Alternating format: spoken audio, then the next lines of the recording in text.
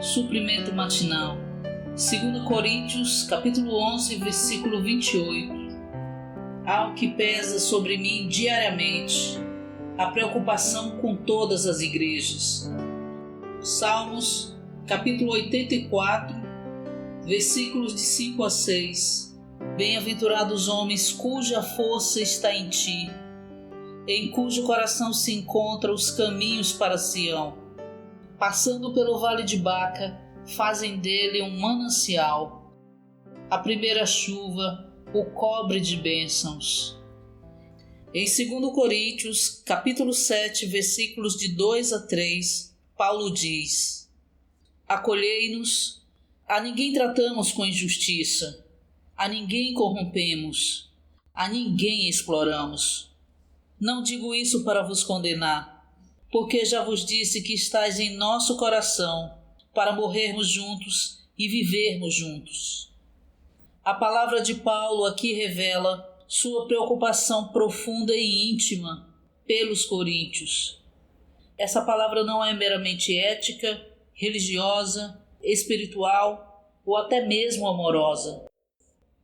É possível dizer uma palavra de amor e sentir amor pelos outros, mas ainda assim não ter muita preocupação com eles. Paulo tinha tal preocupação pelos crentes em Corinto. A mãe não tem só amor pelos filhos, mas também se importa muito com eles. Uma mulher pode não ter cultura esmerada, mas se tiver profunda preocupação com os filhos, estará qualificada para ser boa mãe. É claro, conhecimento e habilidade são úteis, mas não são pré-requisitos. O único pré-requisito para ser boa mãe é preocupar-se e importar-se. O mesmo princípio é verdade quanto a cuidar da igreja. Não é adequado que os presbíteros simplesmente amem a igreja. Esse amor tem de se tornar preocupação profunda, preocupação com todos os mais jovens e mais fracos. Essa preocupação faz o nosso labor ser frutífero. Todos precisamos desse tipo de preocupação íntima com os outros. Leitura de hoje. Em 2 Coríntios, capítulo 7, versículo 2, Paulo diz: Acolhei-nos. O anelo de Paulo era que, assim como ele tinha os coríntios em seu coração, também queria estar no coração deles. Os crentes em Corinto estavam no coração de Paulo, tanto para viver como para morrer juntos. Versículo 3. Isso com certeza é uma palavra expressando uma preocupação íntima. Em Salmos capítulo 84, versículo 6, Baca significa choro. Por um lado, quando tivemos a intenção de vir para a vida da igreja, fomos fortalecidos em Deus. Por outro lado, Satanás fez-nos oposição e fez com que muitos santos fossem perseguidos.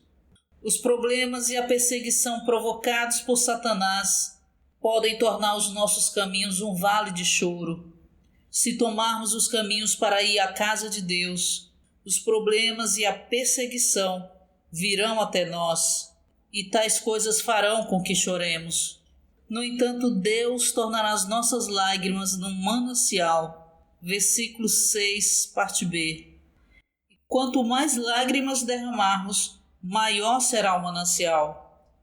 O versículo 6, parte C, diz: A primeira chuva o cobre de bênçãos.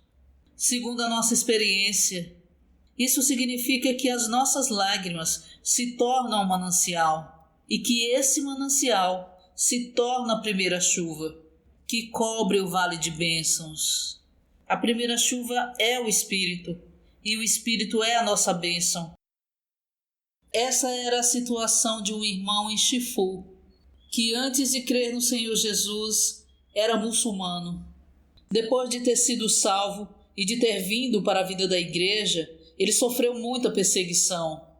Essa perseguição quase lhe custou a vida e ele derramou muitas lágrimas. Essas lágrimas, porém, tornaram-se um manancial. O manancial tornou-se o Espírito como a primeira chuva. Como resultado, esse irmão era muito fervoroso. Aqueles que vêm para a vida da igreja ao passarem pelo vale do choro, verão que esse choro se torna uma grande bênção para eles. Essa bênção é o Espírito. As lágrimas que eles derramam são deles, mas elas tornam-se um manancial, que se torna a primeira chuva, ou seja, o Espírito como a bênção. Aqueles que estão nos caminhos para Sião fazem do vale de choro um manancial. Versículo 6, parte B. Esse manancial é o Espírito. Que maravilhoso! A primeira chuva representa o Espírito.